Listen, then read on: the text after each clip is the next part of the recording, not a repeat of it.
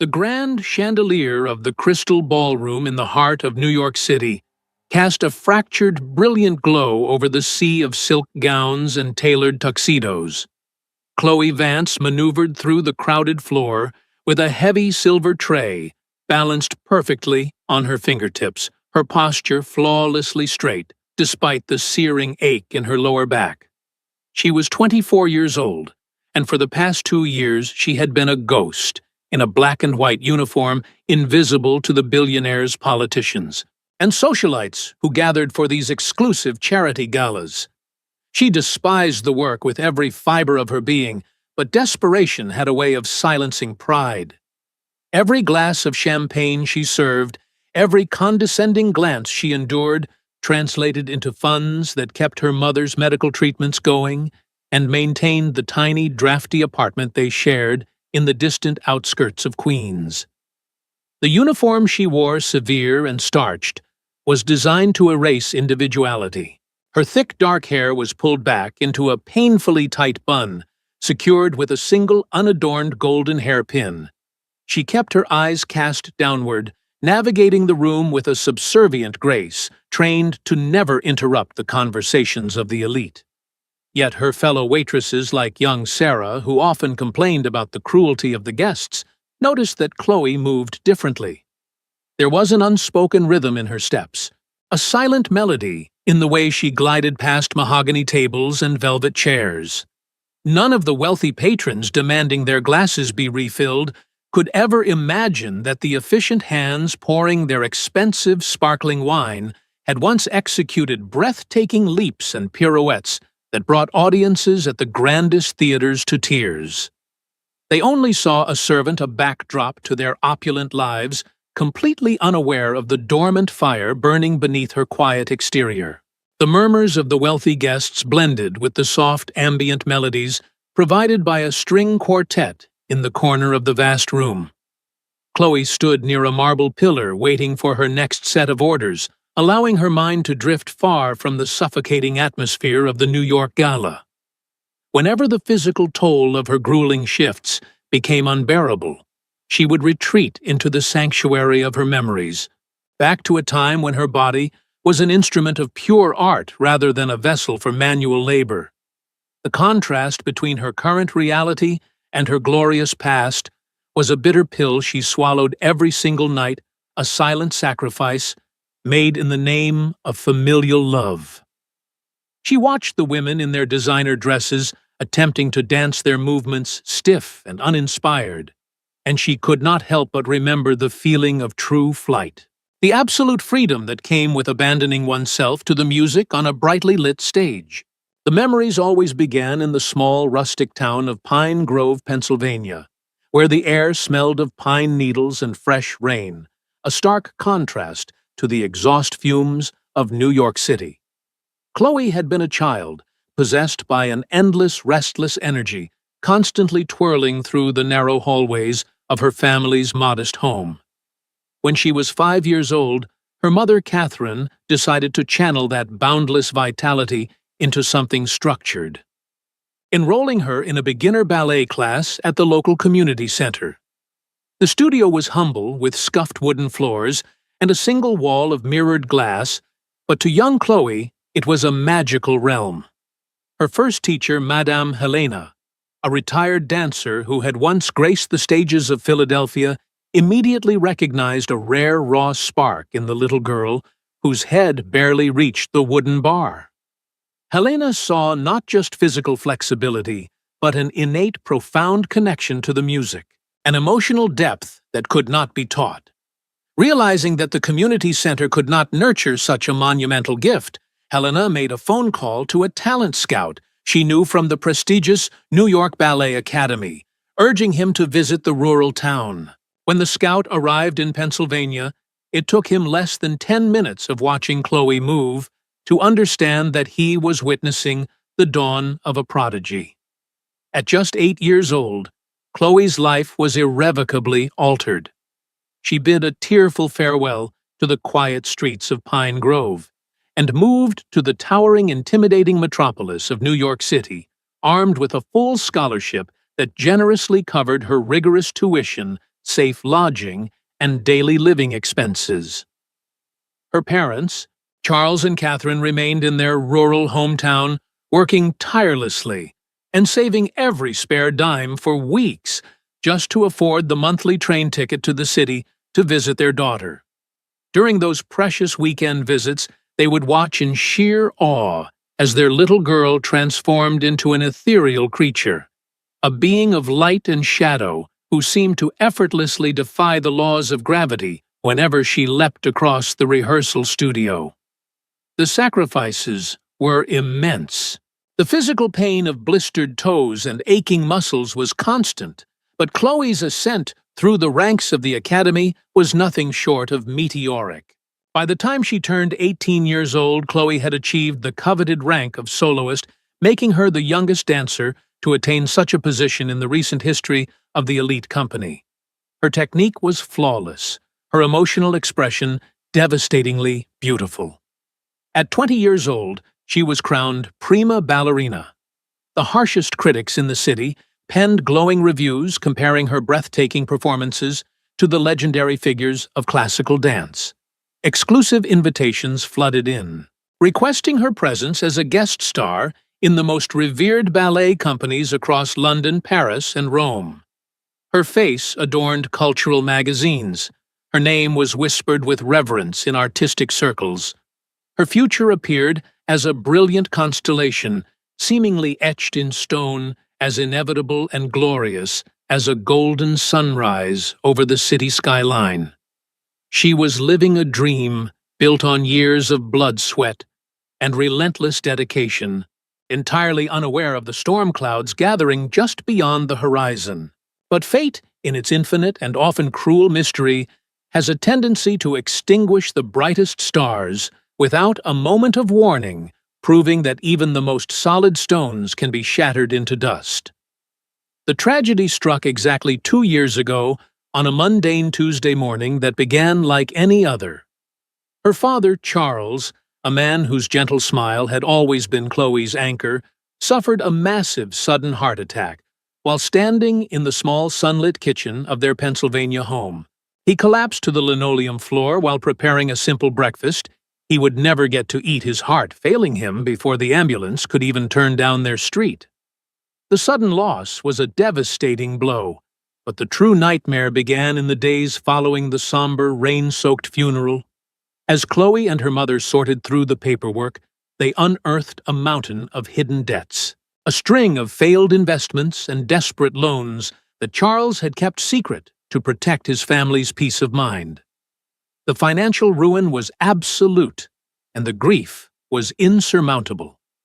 Catherine, unable to cope with the sudden death of her soulmate and the terrifying reality of their destitution, spiraled into a depression so dark and profound that she attempted to end her own life, landing in a psychiatric care facility with mounting medical bills. Suddenly, the glittering world of grand theaters, velvet curtains, and standing ovations was violently ripped away from Chloe. The universe presented her with an agonizing, impossible ultimatum: continue her glorious career on the stage, or save the fragile life of the woman who had brought her into the world. In truth, it was never really a choice.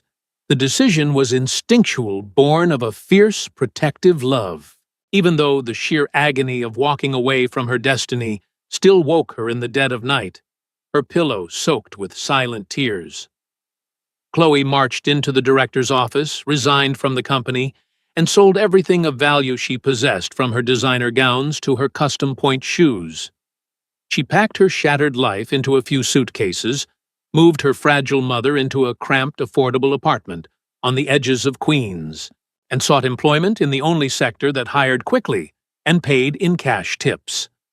The celebrated prima ballerina morphed into a nameless, faceless servant, a woman whom society expected to remain invisible, pouring drinks for the ultra-wealthy while they carried on their glamorous lives, completely oblivious to the tragedy of the fallen star walking among them.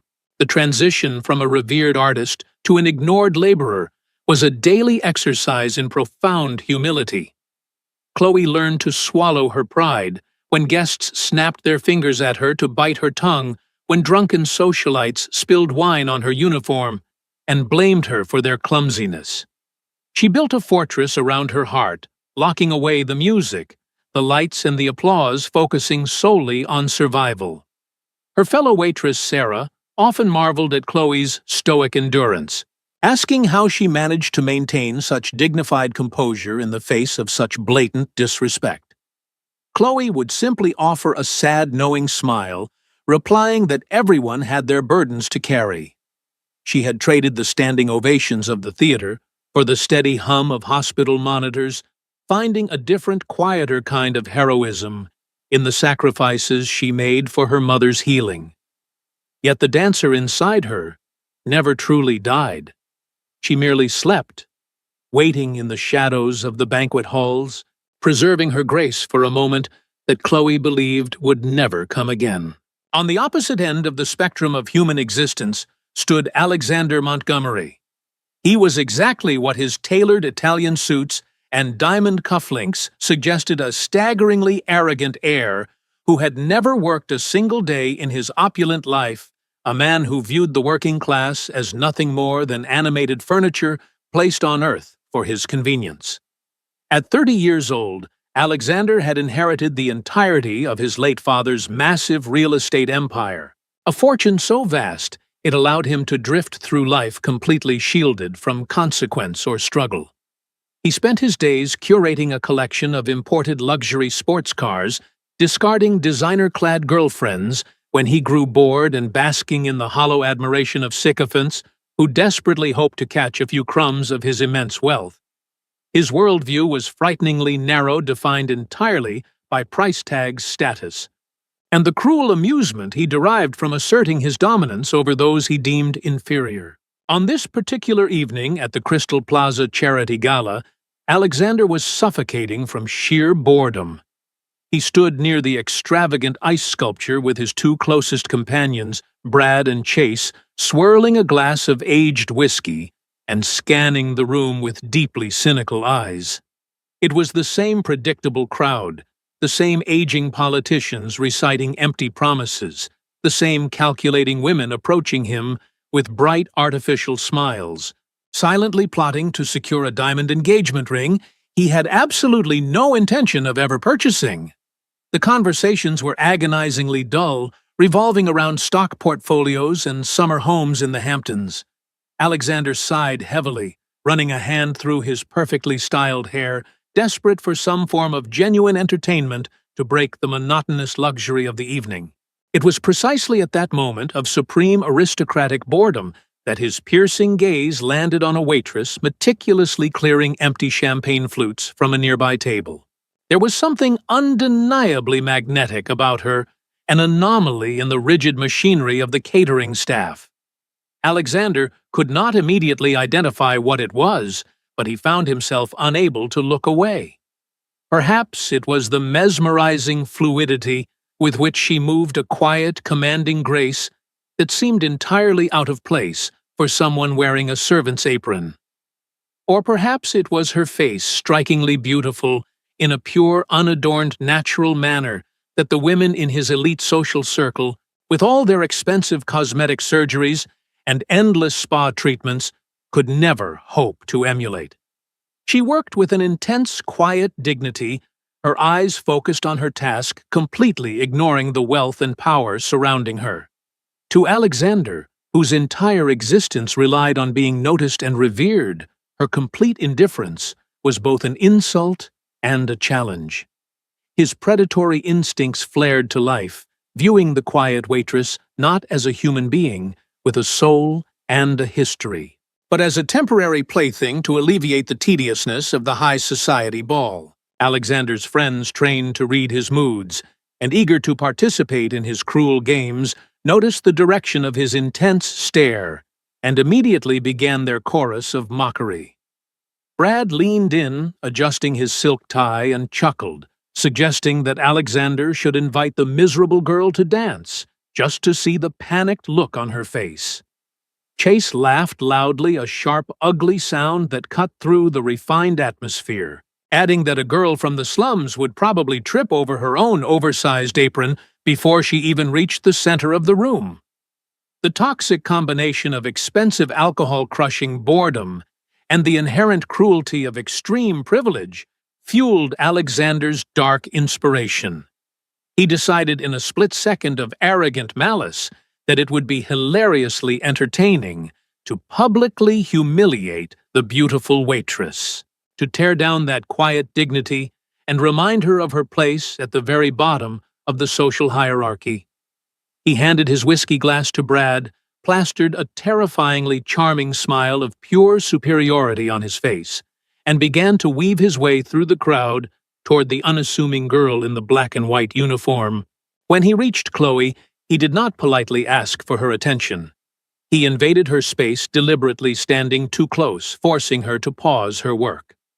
He looked her up and down with blatant disrespect, and then, with a theatrical flair designed to draw the attention of the surrounding guests, he delivered the words that would irrevocably alter the course of both their lives. Raising his voice so that the wealthy patrons nearby were forced to stop their conversations and listen, Alexander grandly declared that he would marry her on the spot if she could dance better than any of the refined, educated ladies present in the grand ballroom. It was a vicious, calculated wager engineered specifically to shame her, to invite the entire room to laugh at the utterly absurd notion that a lowly servant could ever compete with women who had been subjected to expensive private dance tutors since they could walk. The trap was set, designed to either force her to run away in tears or stand frozen in humiliating silence. The reaction of the elite crowd was immediate and entirely predictable. The guests who overheard the cruel proposition erupted into a wave of polite but venomous laughter, the kind of condescending amusement the high society employs to enforce the rigid boundaries of class and wealth. The women in their silk gowns looked at Chloe with a mixture of faux pity and deep disdain, waiting for the inevitable moment when the poor waitress would blush furiously, drop her silver tray, and flee toward the safety of the kitchen doors, as any normal person in her impossible position would naturally do. But Chloe did not blush, nor did she flinch, nor did she take a single step backward. As the mocking laughter washed over her, something ancient and powerful ignited behind her dark eyes. It was a fierce, blazing fire that had been buried under layers of crushing grief, profound resignation, and daily survival for 2 agonizing years. She slowly lowered the silver tray to the nearest table. She looked directly into Alexander Montgomery's arrogant eyes, completely stripping away the submissive mask she wore for her job. Without a trace of the fear or intimidation, he was so accustomed to seeing Chloe's voice rang out steady and clear, as a silver bell announcing to the stunned billionaire and the surrounding crowd that she accepted his challenge. The collective gasp and subsequent murmur that rippled through the Crystal Plaza ballroom were instantaneous and electric. The wealthy guests exchanged bewildered glances. Some whispered that the poor girl had lost her mind under the pressure, while others assumed she simply did not comprehend the cruel sarcasm of the billionaire's joke.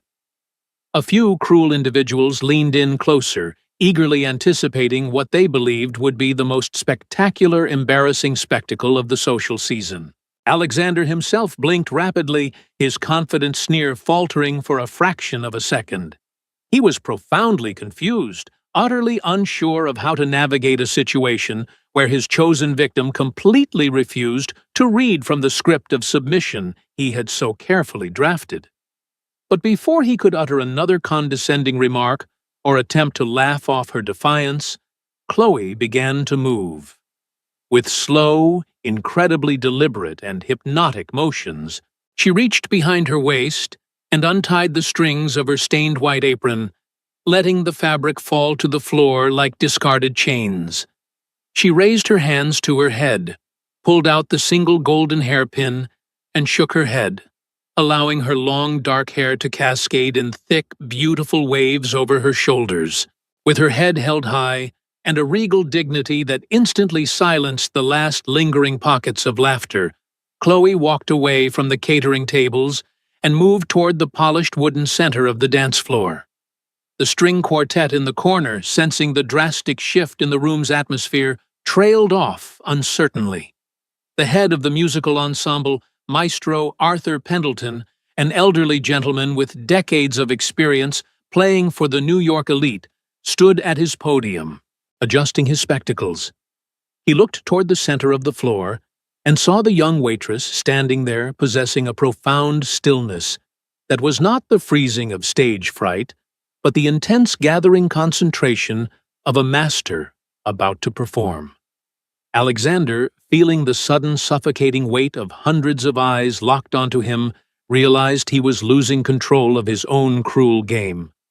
Desperate to maintain his facade of arrogant amusement, he made a wide, mocking gesture toward Maestro Arthur, loudly demanding the orchestra play something appropriately grand for the servant's inevitable humiliation. Maestro Arthur, though entirely unaware of the young woman's hidden history, possessed an artist's intuition. He sensed the gravity in the girl's posture, the undeniable aura of a performer claiming her rightful space. Bypassing the popular waltzes and light jazz, the elderly conductor raised his baton and chose a piece permanently etched into his soul, signaling his musicians to prepare. He brought the baton down, and the grand weeping notes of the Swan Lake Adagio, arguably the most recognizable and emotionally devastating ballet music in the world, filled the vast ballroom. The first melancholic measures drifted through the crystal chandeliers, speaking of impossible love, profound tragedy, and transcendent beauty. Chloe closed her eyes, absorbing the music, letting it flow into her veins, reawakening muscles and memories that had been starved for 2 years. She took a deep breath, centered her weight, and when she finally opened her eyes and began to move, the entire universe seemed to hold its breath. What transpired in the following minutes would be permanently branded into the memories of every single person present in that ballroom, an impossible legend they would recount to their children and grandchildren, even if the listeners refused to believe such magic could exist in the real world. Chloe Vance began to dance, and it was as if time itself had shattered and stopped. The fundamental laws of physics appeared to temporarily suspend their rules, as if gravity had consciously decided to grant an exception solely for this magnificent woman. Her arms rose with the seamless, heartbreaking fluidity of a weeping willow swaying in a gentle breeze, or water tumbling over smooth river stones. Her feet swept across the polished parquet floor as if she possessed absolutely no physical weight. Her entire body merged with the heartbreaking notes of the cello and the violin, becoming the physical manifestation of the music itself in a manner that none of the wealthy socialites, regardless of how many private lessons they had purchased from the finest instructors in Paris or London, could ever dream of emulating. She was not dancing like a talented amateur who had picked up a few steps in her spare time. She was not dancing like a waitress trying to prove a point. She was dancing exactly as what she truly was, a supreme artist forged in the fires of nearly 20 years of relentless, agonizing training at one of the most elite institutions on the planet. She was a prima ballerina who had commanded the most prestigious stages in Europe and America, who had brought royalty and heads of state to their feet. She was a woman whose immense talent had forced the most cynical critics to compare her to the immortal legends of classical dance. Every single extension was mathematically perfect, yet overflowing with raw, bleeding emotion. Every line her body created told a fragment of the agonizing story of the dying swan, conveying a depth of sorrow and love that mere spoken words could never hope to capture. It was the purest distillation of art, the kind of breathtaking once-in-a-lifetime performance that only occurs when a human being is born with a divine gift and sacrifices their entire existence to perfect it. The silence inside the grand ballroom was so heavy, so absolute, that one could hear the soft rhythmic swish of her dark, simple uniform against the wood. They could hear the quiet, perfectly measured intake of her breath as she executed grueling leaps and turns that demanded inhuman strength, yet appeared completely effortless. The wealthy crowd was entirely paralyzed by awe. Alexander Montgomery stood rooted to the spot, his mouth hanging slightly open, his jaw slack. Every ounce of his arrogance, his sickening superiority evaporated into the cold air, second by second. The color violently drained from his face as the horrifying realization crashed over him.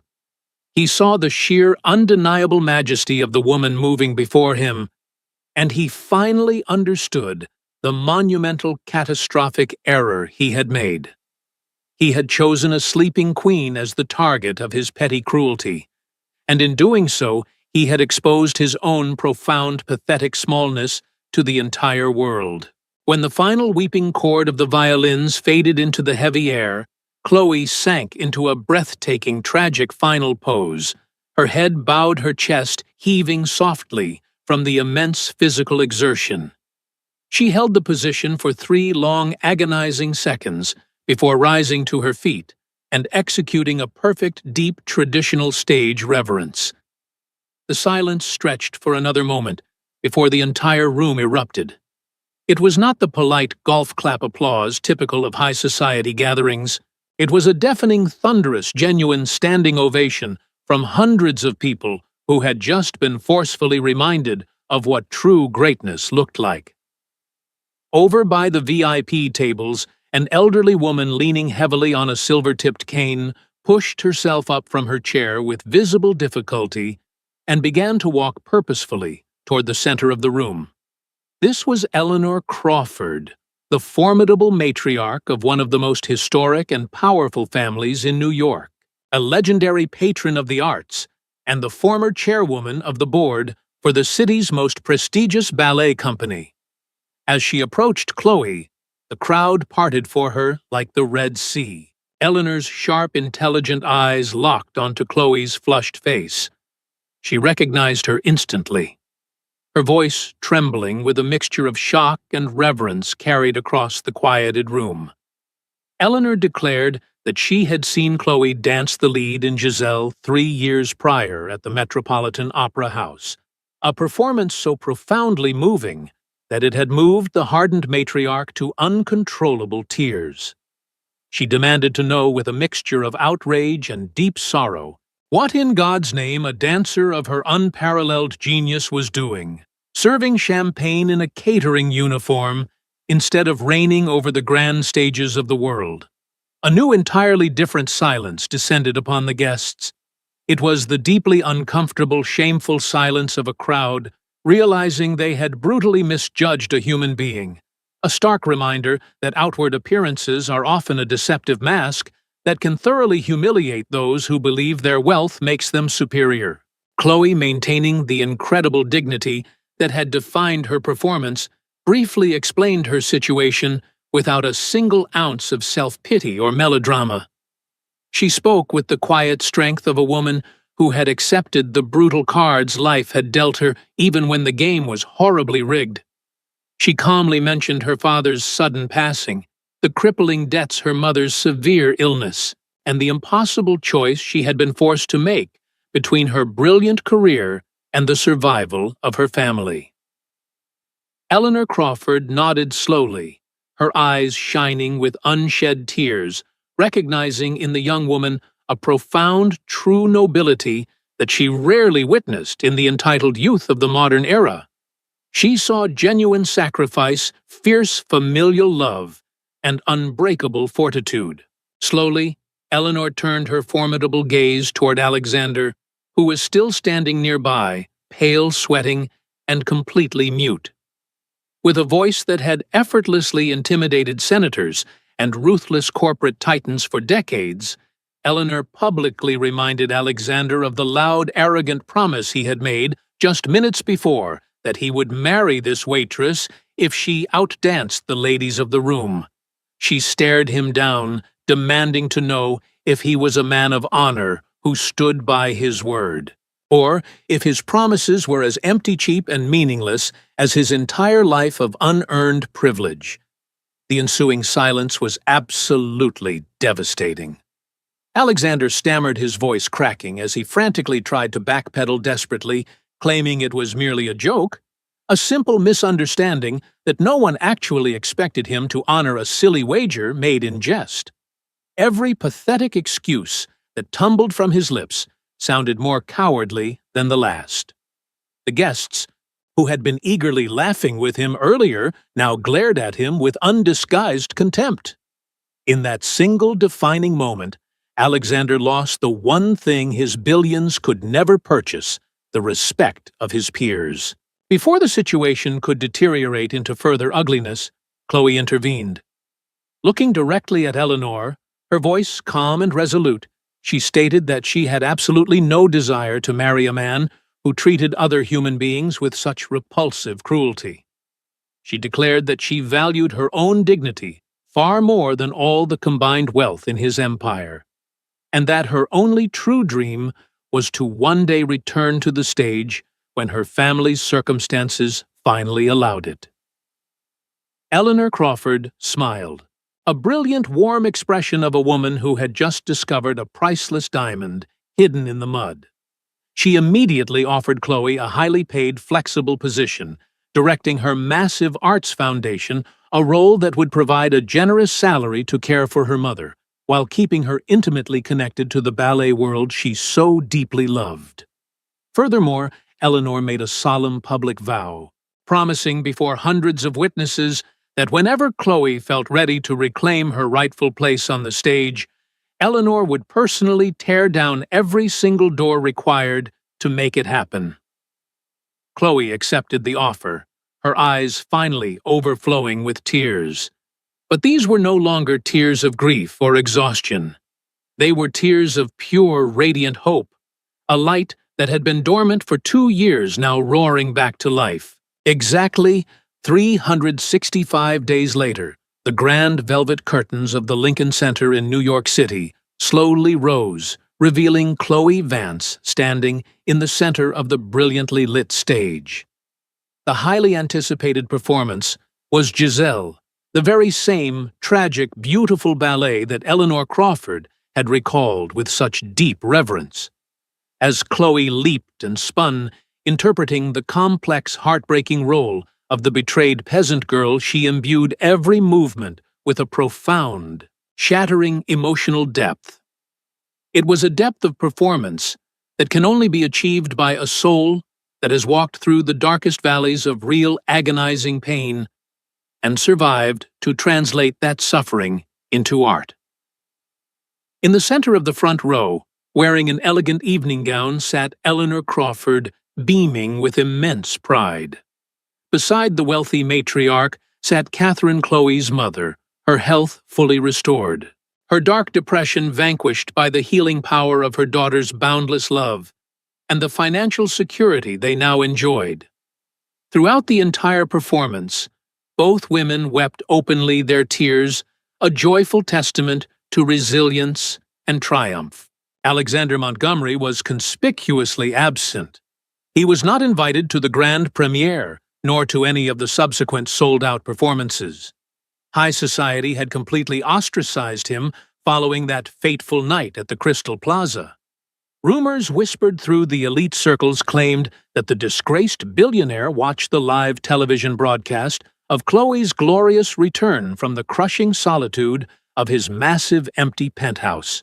Surrounded by expensive artwork and luxury items that now brought him absolutely no joy, he was left to endlessly agonize over how his petty, arrogant attempt to publicly humiliate a seemingly defenseless waitress had violently imploded, permanently destroying his own social standing while simultaneously launching the spectacular second era of a true artist's life. Meanwhile, under the blinding warmth of the stage lights she had once believed were lost to her forever, Chloe danced with the infinite soaring gratitude of a woman who fully understands that life's most profound miracles frequently arrive heavily disguised as moments of deep humiliation, forcing us to reveal our truest, most magnificent selves to a watching world. As the curtain fell that night, The deafening applause echoing through the grand hall carried a profound truth about the human spirit, a lesson that resonates deeply with anyone who has lived long enough to understand the unpredictable tides of fate. Life frequently strips us of our titles, our wealth, and our carefully constructed plans, forcing us into roles we never imagined we would have to play. When we are pushed into the shadows performing thankless tasks to protect the people we love, society may look right through us, judging our worth by the uniform we wear or the struggles we silently bear. However, true nobility is never defined by a bank account, an inherited empire, or the cruel arrogance of those who have never faced genuine adversity. True nobility is forged in the quiet, agonizing sacrifices we make in the dark. It is found in the supreme dignity with which we carry our heaviest burdens, in the refusal to let bitterness extinguish the fire of our inner talents. We all harbor hidden gifts, quiet strengths that remain dormant while we navigate the necessary storms of our existence. When the world attempts to mock or belittle us, it is not a signal to retreat in shame. Rather, it is the universe providing the perfect silent stage for our truest selves to emerge. The arrogance of the privileged is ultimately fragile, easily shattered by the undeniable power of authentic grace and hard-won resilience. Therefore, we must never allow the temporary indignities of our circumstances to define our permanent value. By holding on to our self-respect, honoring our sacrifices, and waiting for the right moment to let our hidden light shine, we discover that the very trials designed to break us are often the exact instruments used to elevate us to heights we never previously imagined. A heart that beats with selfless love and a spirit refined by genuine hardship will always, eventually, command the most magnificent stage of all.